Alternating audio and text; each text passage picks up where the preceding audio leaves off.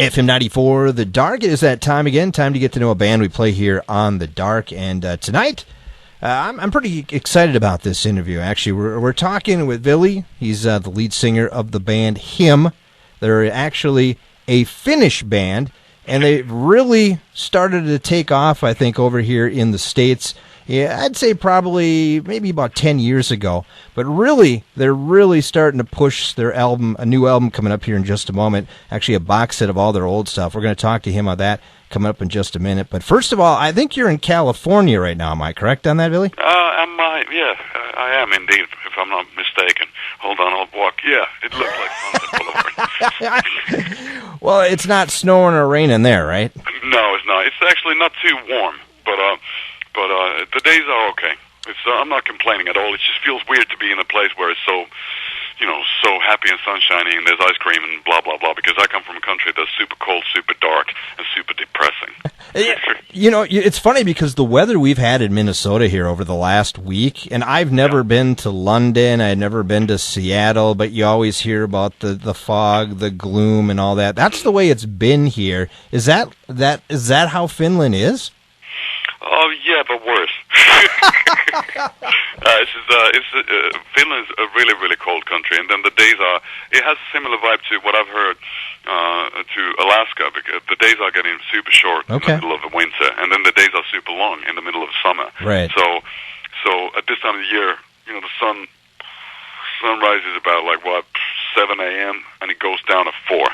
So the days are super short. Right. And so it's pretty dark and pretty gloomy, especially when we don't have snow.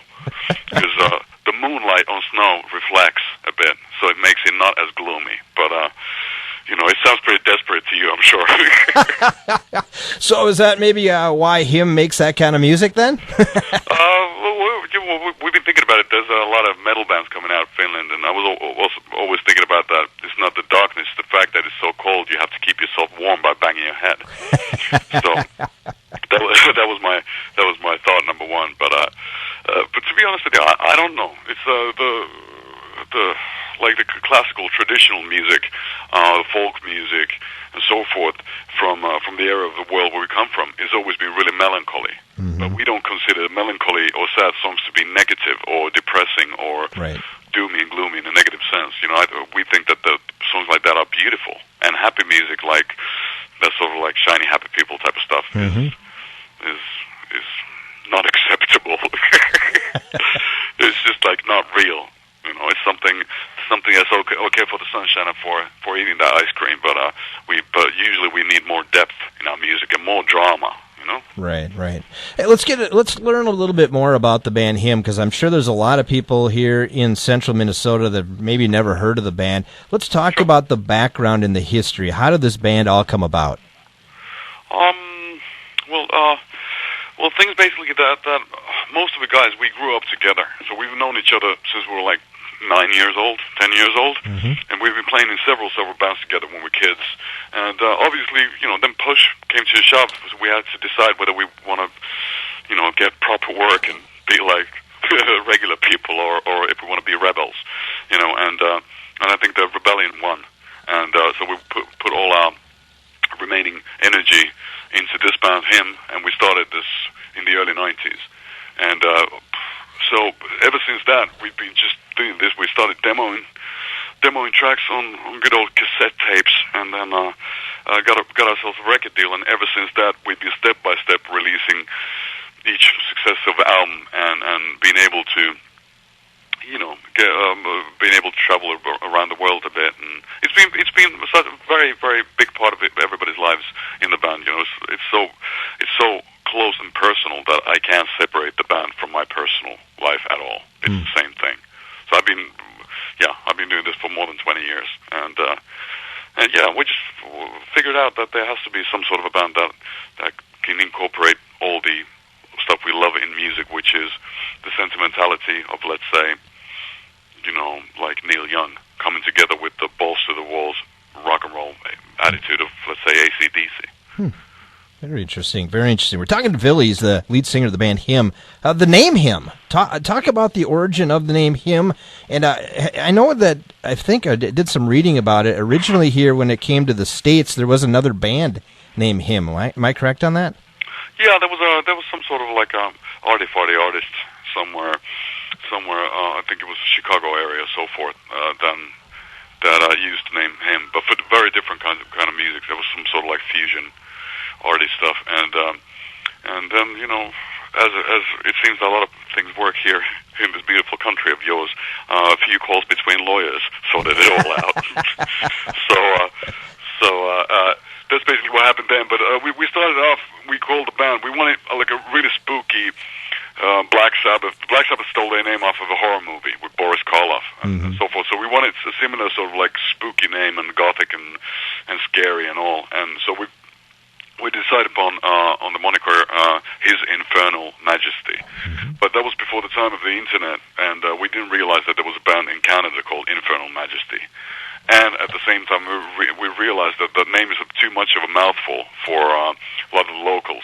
It was too long to remember and too tough to pronounce for Finns. That's the reason why we shortened it to Him. And it's just been super easy for everybody to remember. And besides the Chicago dude and a few lawyers, we've never had any troubles with the name so far. So it's nothing. It's like you remember Nirvana when they formed. There was that 60s Nirvana band as well. That all of a sudden, then when Kurt Cobain hit his stride, they sued him and so forth. That's what happens. I'm sure that there's not a single band name in the world that doesn't exist. How many jokes have you got? Have you heard of Him before? Many, and it's still confusing, and I think it's actually great. And we actually got pretty good press. Gene Simmons from I grew up with Kiss, and Gene Simmons loves the name Him, just for that reason you just mentioned. He loves messing with that. So easy to put into sentences and make those like word games out of it and so forth. And also there was a gay magazine in France called Him. So in the 70s. So that's a really cool one too. I never knew about it, but we saw it in like an antiquarian shop somewhere. Needed to buy a couple of copies, and there was a Him Cola somewhere as well in like the 80s. So it's we're in good company. What's it like playing music over here in the States compared to playing over in Finland?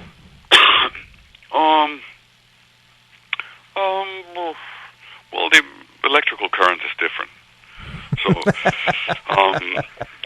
the end of the day, I think that, playing gigs is, there's so many variables that don't have anything to do with necessarily the culture.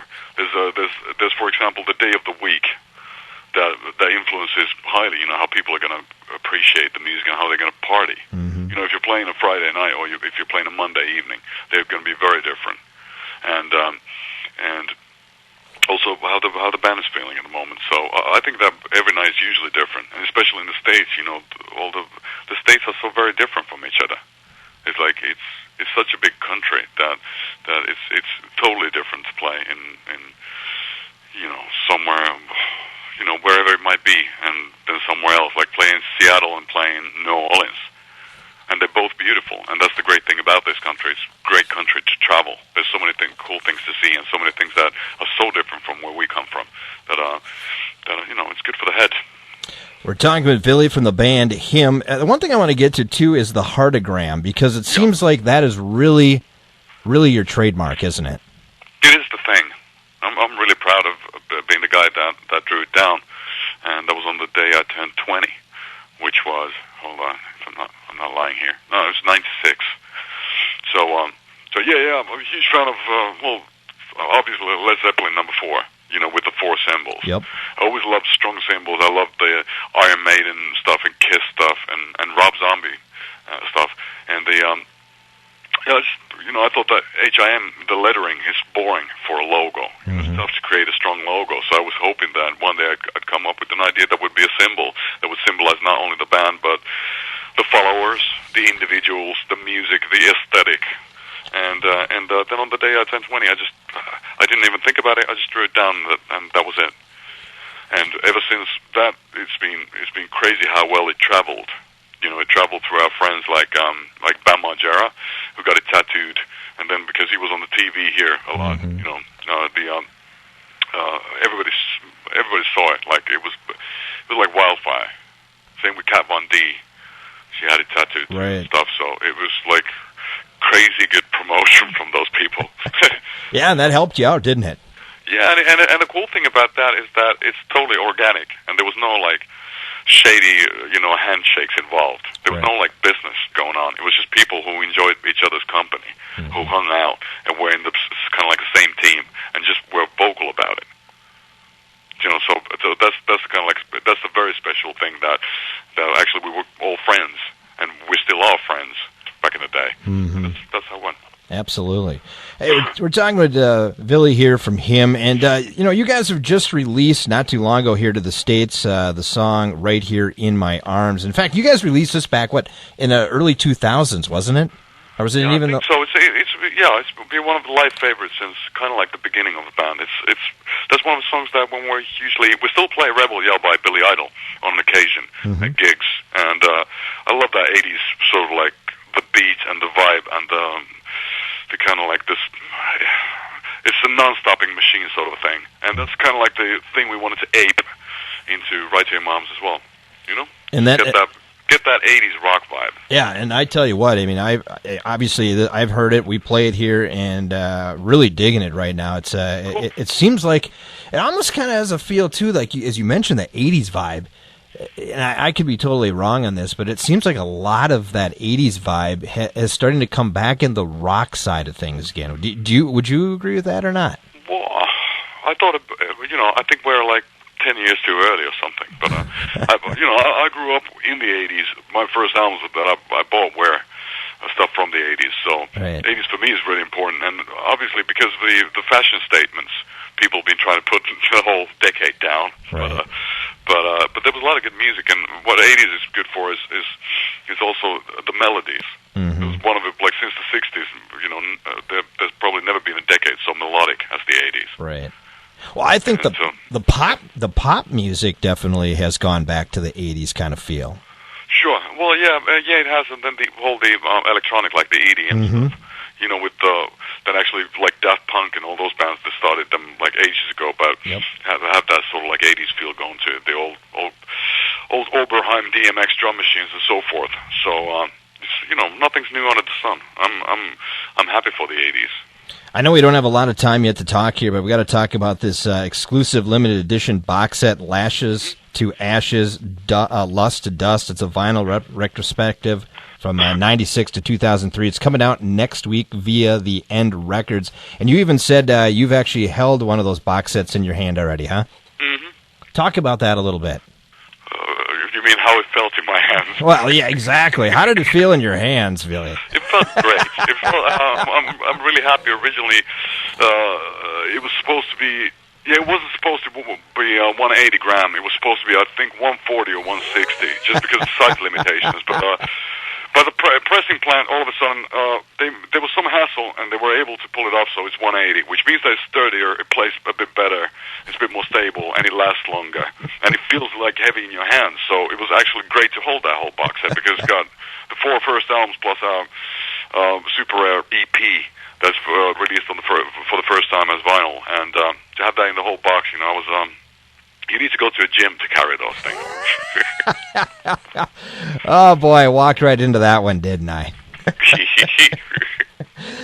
Hey, Billy, how do people find out more about the band Him? How can they get a hold of a copy of this, or for that matter, just find out more information about you guys? Well,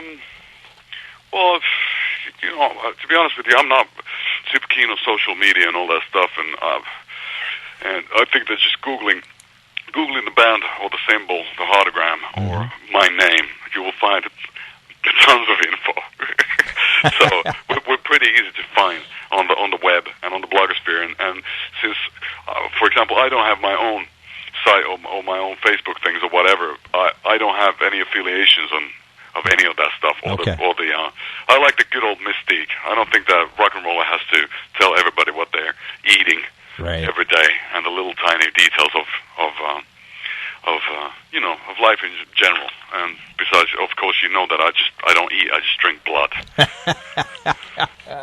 Hey, any up and coming bands that we should know about, maybe from the Finland or, for that matter, Europe area that are really that you're digging right now, and maybe that are about ready to break here over in the States? Well, actually, we're touring with this band here in the States that are from Ireland called Wounds. Oh, okay. And I think that not a lot of people have heard from him before. It's, there's also another band, American band called Motionless in White. Yes.